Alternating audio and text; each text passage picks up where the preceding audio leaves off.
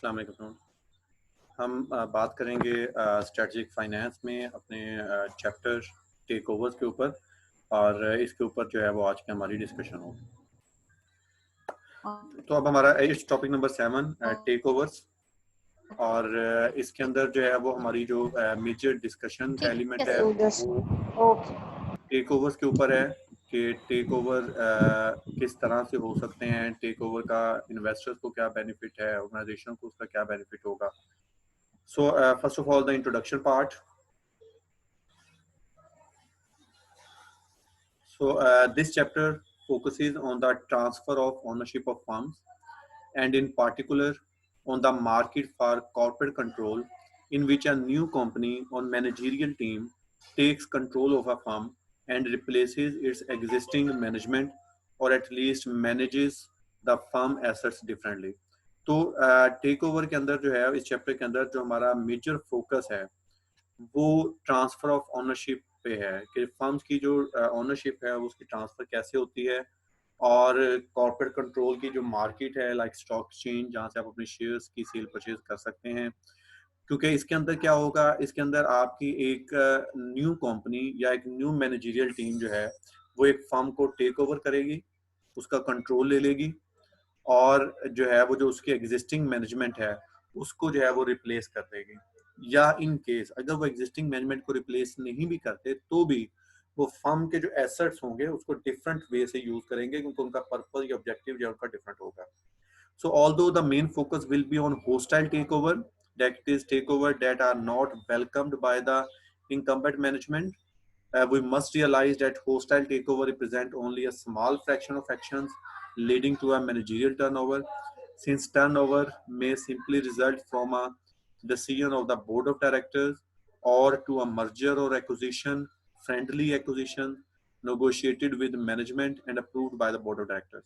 तो इसमें हमारा जो मेजर फोकस तो है वो होस्टाइल टेक ओवर्स के ऊपर ही होगा, लेकिन उसके साथ साथ जो है, और ये होस्टाइल टेक ओवर जैसे जो मैनेजमेंट है वो उसको कभी वेलकम नहीं करती, उसके साथ साथ जो है वो टेक ओवर्स जो है वो आपके फ्रेंडली टेक ओवर्स भी होते हैं, जिसमें जो है आपके जो बोर्ड ऑफ डायरेक्टर्स हैं वो इसको जो है वो डिसाइड करते हैं, उनका डिसीजन होता है कि ठीक है ये इस ऑर्गेनाइजेशन को अलाउ कर दिया जाए टेक ओवर करने के लिए जो है। या आपके मर्जर्स और एक्विजिशंस भी होती हैं, और जो एक्विजिशन है वो मैनेजमेंट नेगोशिएट करती है उसको जो है, और बोर्ड ऑफ डायरेक्टर जो है उसको अप्रूव करते हैं। तो इसमें जो है ये कंप्लीट हम इस पर डिस्कस करेंगे, होस्टाइल टेक ओवर को भी, फ्रेंडली टेक ओवर्स को भी, उसके साथ साथ जो मर्जर और एक्विजिशन हैं वो भी जो है वो इस चैप्टर में हम उनको फोकस करेंगे। So the current chapter looks at the rationale and the mechanisms of takeovers.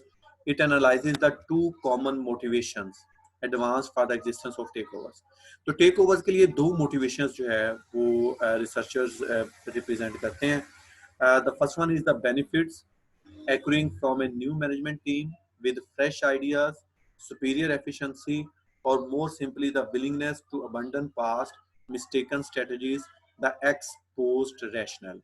इसमें जो फर्स्ट बेनिफिट जो दिया जाता है टेक ओवर के लिए वो एक्स पोस्ट रैशनल दिया जाता है, जिसमें ये कहा जाता है कि चूंकि आपकी एक न्यू टीम आ रही होगी, न्यू मैनेजमेंट होगी, जिनके पास फ्रेश आइडियाज होंगे, उनकी एफिशिएंसी बेहतर होगी क्योंकि वो इस पोजीशन में है कि दूसरी फर्म को टेक ओवर कर सकें, और वो पास को जो है वो पीछे छोड़ देंगे, और जो भी उनकी जो मिसलीडिंग स्ट्रेटजीज थी या रॉन्ग स्ट्रेटजीज थी उसको वो बंडन कर देंगे, उसको वो डिस्कंटिन्यू कर देंगे। तो ये फर्स्ट जो है आपको जो है वो एक्सपोज्ड रैशनल दिया जाता है with respect to fresh blood and fresh ideas, and the disciplining effect on incumbent management of the hovering threat of a takeover in the case of poor performance.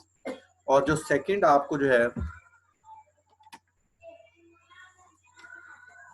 जो सेकंड रैशनल दिया जाता है, जो second जो आपको benefit इसके लिए जो रिप्रेजेंट किया जाता है वो ये है कि आपकी जो इनकम्बेंट मैनेजमेंट है या जो इनएफिशिएंट मैनेजमेंट है, या वो मैनेजमेंट जो अपने पर्सनल और सेल्फ इंटरेस्ट के ऊपर जो है वो ज़्यादा फोकस कर रही है, उनको डिसिप्लिन किया जा सकता है होस्टाइल टेक ओवर के थ्रेट की वजह से, क्योंकि उनको ये थ्रेट है कि अगर ये टेक ओवर हो गया और उनकी परफॉर्मेंस पुअर हुई और वो थ्रेट टेक ओवर कंप्लीट हो गया तो उनको जो है वो फायर कर दिया जाएगा। So firms may facilitate takeovers in order to enjoy these new blood and disciplining benefits. They, however, want to limit and appropriate some of the rents enjoyed by the acquirers. तो जो firms होती है वो शायद इन take over को कुछ cases में facilitate भी करें कि जो न्यू ब्लड के जो बेनिफिट्स हैं उसको इंजॉय किया जा सके, या जो डिसिप्लिनिंग द मैनेजमेंट के जो बेनिफिट्स हैं उसको इंजॉय किया जा सके। लेकिन बहरहाल वो फर्म ये कोशिश करेंगी कि जो एक्वायरर है, जो न्यू फर्म जो उनको एक्वायर कर रही है, उनके जो बेनिफिट्स हैं, जो वो एक्वायर करने से बेनिफिट ले रहे हैं या टेक ओवर से बेनिफिट ले रहे हैं, उसको थोड़ा सा लिमिट किया जा सके या अप्रोप्रिएट किया जा सके, ताकि उनको और उनके शेयर होल्डर्स को भी जो है वो ज्यादा बेनिफिट जो है वो मिल सके। So much of the literature on takeovers focuses on this trade-off between efficiency and rent extraction. तो इसमें से बहुत सारे जो लिटरेचर हमारे पास वो इसी एफिशिएंसी और रेंट एक्सट्रैक्शन को जो है वो डिस्कस कर रहे होते हैं।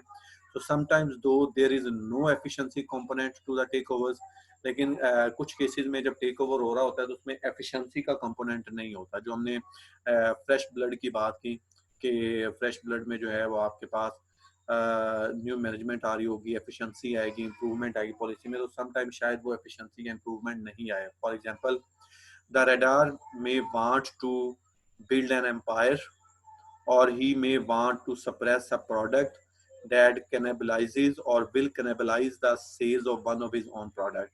समटाइम ये भी हो सकता है कि जो रेडर है, जो एक्वायरर है, वो फर्म जो आपको टेक ओवर करना चाह रही है, वो शायद सिर्फ एक एम्पायर बिल्ड करना चाह रहे हैं, उनके पास रिसोर्सेज बहुत ज़्यादा हैं और वो चाहते हैं कि वो डाइवर्सिफिकेशन पे जाएं और अपने एक एम्पायर जो है वो खड़ा करें। या कोई ऐसी प्रोडक्ट है जो उनको लगता है कि ये प्रोडक्ट हमें जो है वो थ्रेट कर सकती है, ये प्रोडक्ट जो है वो हमें कम्पीट कर सकती है मार्केट में, या कर रही है, या फ्यूचर में जो है वो कर सकती है और हमारी सेल्स की वजह से कम हो सकती हैं। तो वो क्या करेंगे, वो फिर भी आपको टेक ओवर कर लेंगे, एफिशिएंसी नहीं आएगी उसमें जो है।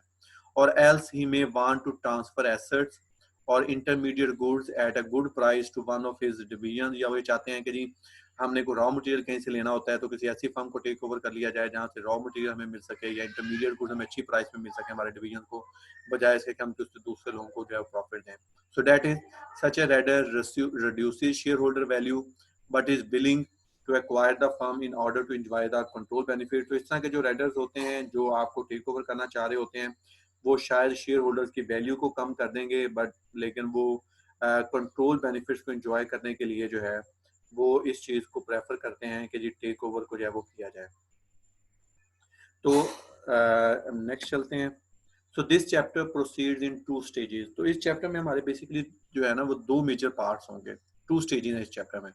The first stage is from section 11.2 to 11.4, abstract from specific institutions and study the general trade-off between efficiency and rent extraction।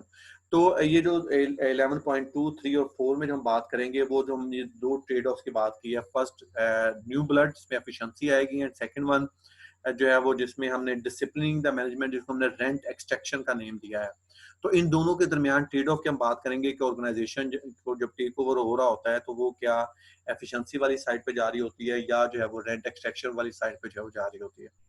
So this mechanism design approach to takeover will be called the pure theory of takeovers and will serve as a benchmark for the more positive analysis। तो ये इस first relationship को या first trade off है, इसको हम जो है प्योर थ्योरी ऑफ टेकओवर्स कहेंगे इसको जो है। And in this section it is also used in section 11.3 to analyze whether private incentive to facilitate or debtor takeovers coincide with social ones and whether takeovers should be regulated। 11.3 section में हम ये भी discuss करेंगे कि जो आपके take overs के जो प्राइवेट इंसेंटिव्स होते हैं या उसको रोकने के जो इंसेंटिव्स होते हैं, क्या वो आपके सोशल इंसेंटिव्स के साथ मैच करते हैं और क्या जो टेक ओवर्स हैं इनको जो है वो रेगुलेट करने की जरूरत है। So much of the literature on the other hand focuses on the impact of country and time specific institutions concerning voting rules, disclosure regulations, and takeover defenses such as green mails, poison pills, supermajority or fair price amendments, and dual class votes on the likelihood and efficiency of takeovers। बाकी जो literature है हमारे पास, first part हमने कहा कि वो trade off को check करता है between efficiency and rent extraction. जो सेकंड पार्ट ऑफ लिटरेचर है दूसरी साइड पे वो फोकस करता है आपके country and time specific institutions पे, कि जब टेक ओवर होता है तो उसके जो है वो उसकी एफिशिएंसी कैसी होती है टेक ओवर की। लाइक एक ऑर्गेनाइजेशन पहले काम कर रही है, उसके बाद जब दोबारा वो काम कर रही होती है आफ्टर टेक ओवर, तो उनकी वैल्यू या प्रॉफिटेबिलिटी का स्टेटस क्या होता है। उसके साथ साथ जो आपके हमने एंटी टेक ओवर स्ट्रेटजीज की बात की थी, वोटिंग रूल्स हैं, डिस्क्लोजर रेगुलेशन हैं, टेक ओवर डिफेंसेस हैं और एफिशिएंसी ऑफ टेक ओवर्स है, इनके रिलेशनशिप को जो है वो डिस्कस करते हैं। So section 11.5 to 11.8 will therefore recast this positive theory of takeover। और इसको जो सेकंड पार्ट है वो ये 11.5 से 11.8 तक है, और इसमें जो है वो हम इसको हम टर्म इसके लिए यूज करेंगे positive theory of takeovers की, as a study of the implementation और non implementation of the economic rationales for takeover. इसके इस सेकंड पार्ट में हम ये देखेंगे कि जो टेक ओवर की जो इकोनॉमिक रैशनल्स दी जाती हैं कि जी आपको एफिशिएंसी आएगी या मैनेजर्स डिसिप्लिन्ड होंगे, क्या वाकई जब एक टेक ओवर हो जाता है तो ऐसा होता है या नहीं होता। तो ये जो है वो हमारा इस चैप्टर का जो है वो सेकंड पार्ट होगा। जी, इसमें जो है वो अब आप मुझे बताइएगा कि इसमें अगर आपको कोई कंफ्यूजन। उसके बाद अब हम बात करेंगे हमारे second part the pure theory of takeover the framework, जिसमें हम थ्योरी के पॉइंट ऑफ व्यू से बात करेंगे, जिसमें हमारा ट्रेड ऑफ है between efficiency of takeovers and जो सेकंड रेंट एक्सट्रैक्शन जो है discipline the manager. So consider the following situation, a firm knows that with some probability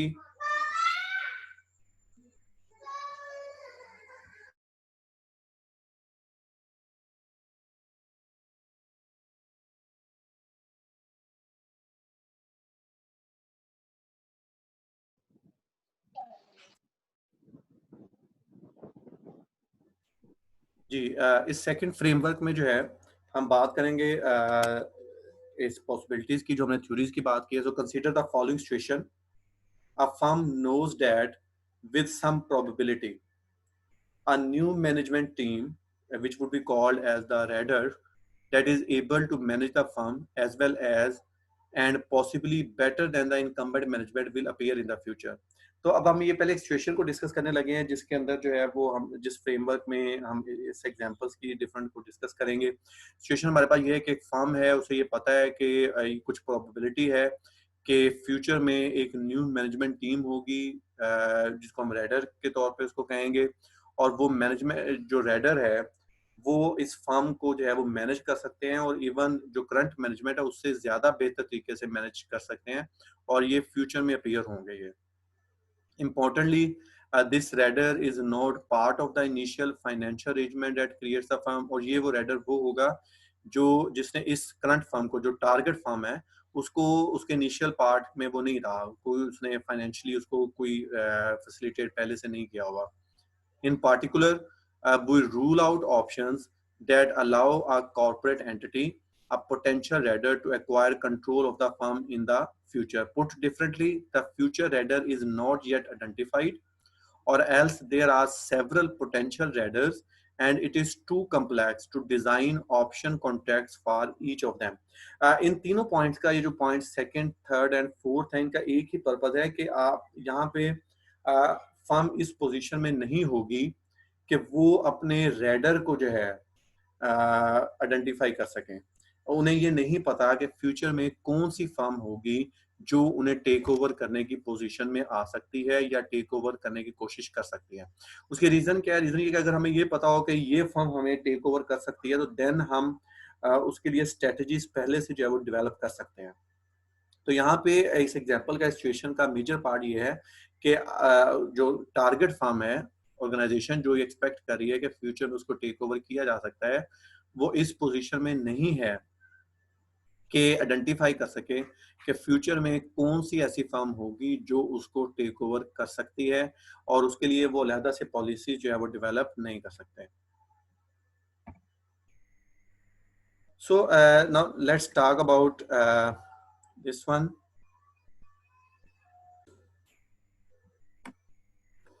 So उसके बाद हम डिस्कस करते हैं इसके फ्रेमवर्क की, कि हमारे पास यहाँ पे इसमें फ्रेमवर्क जो क्या होगा टेक ओवर का। तो सबसे पहले हमारे पास टाइम वन है।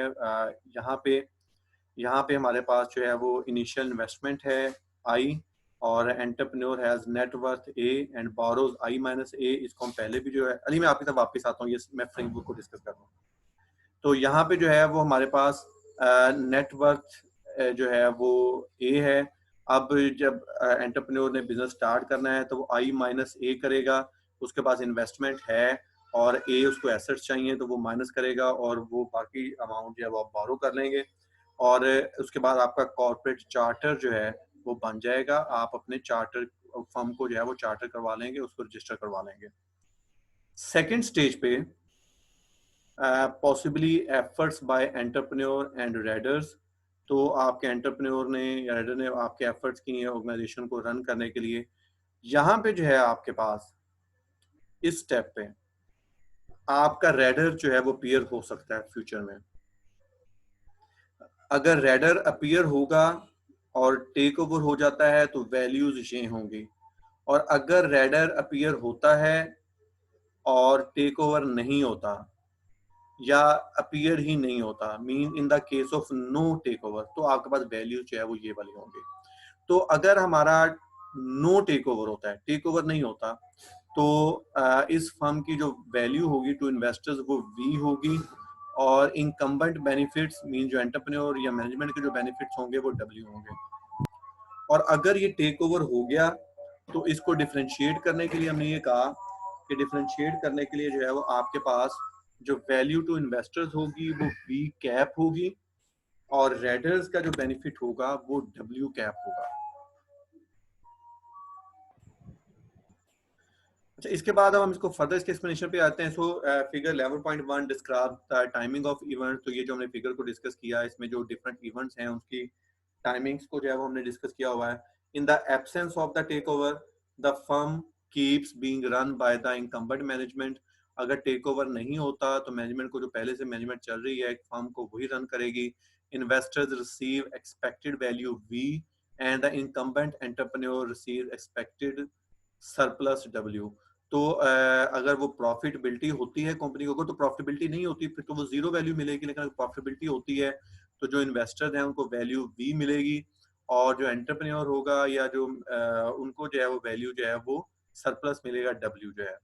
So in the event of a takeover a raider obtains control of the firm. अगर टेक ओवर हो गया तो रेडर जो है वो कंट्रोल ले लेगा फर्म का, और and let V cap and W cap denote the expected value to investors and the raiders expected surplus under raider management. तो वही अगेन चीज है, value to investors would be in the form of takeover would be called as V cap, and a surplus to raider management would be called as W cap.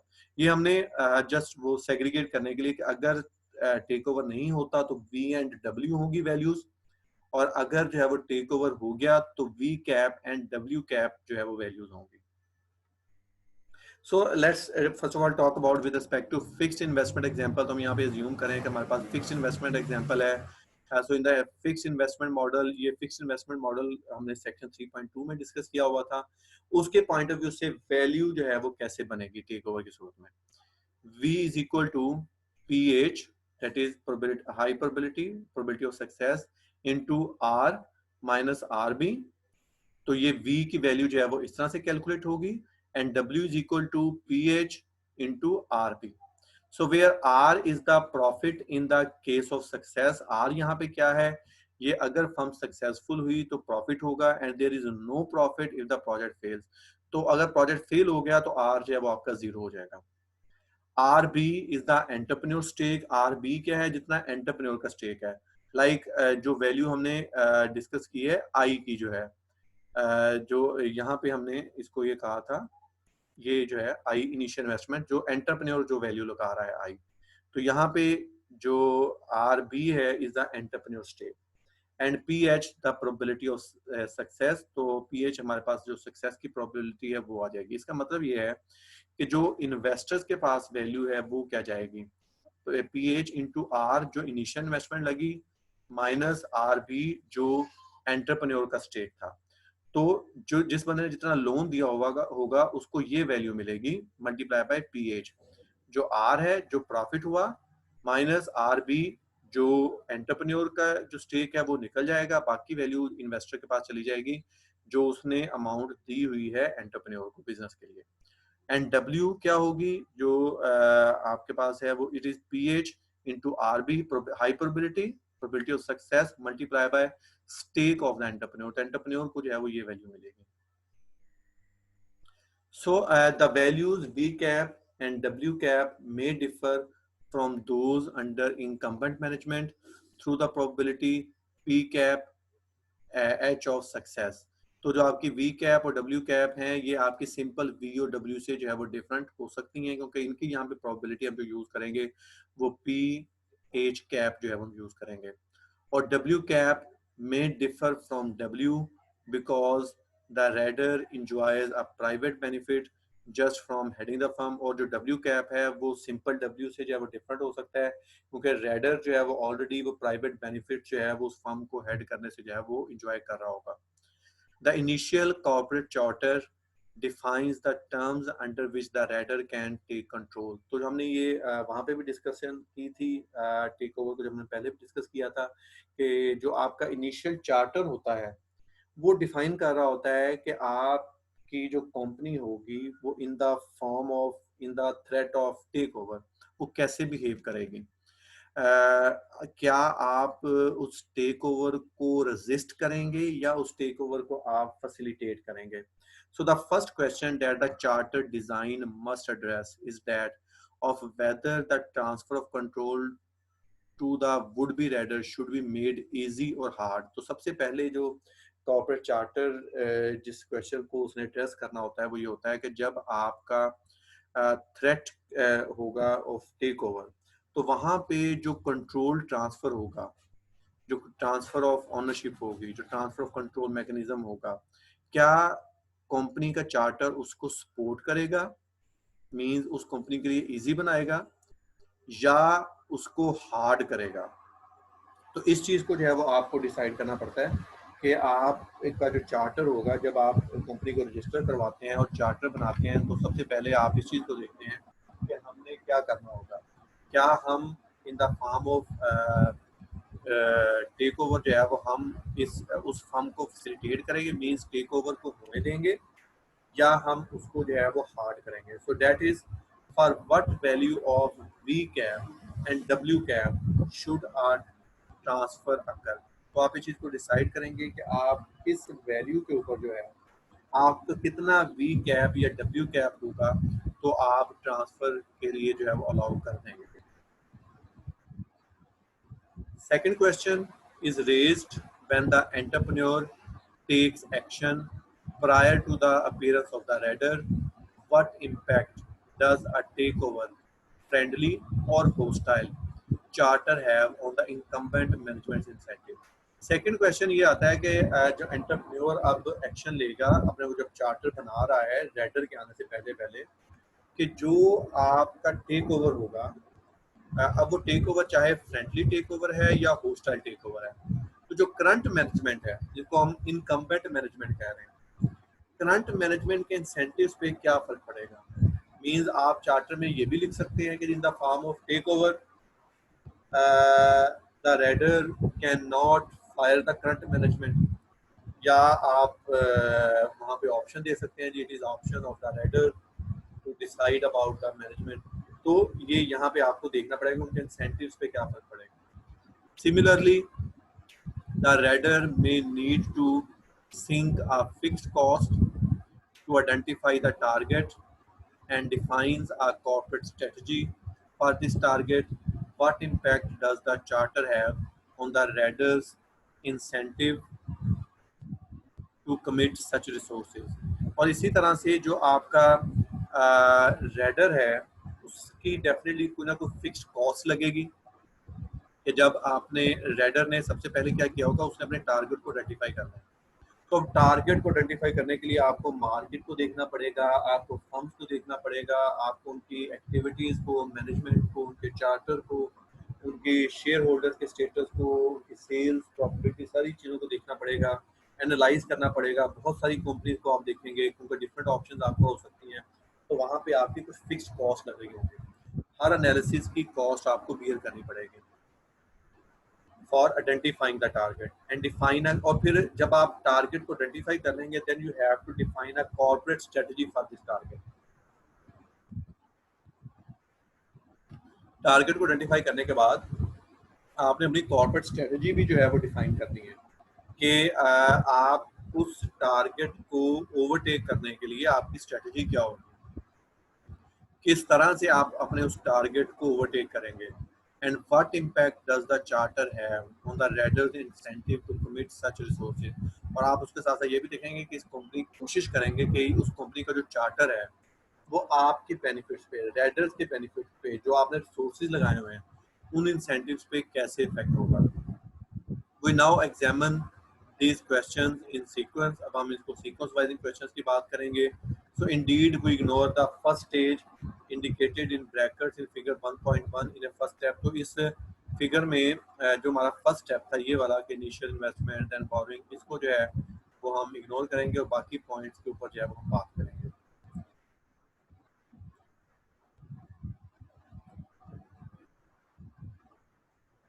So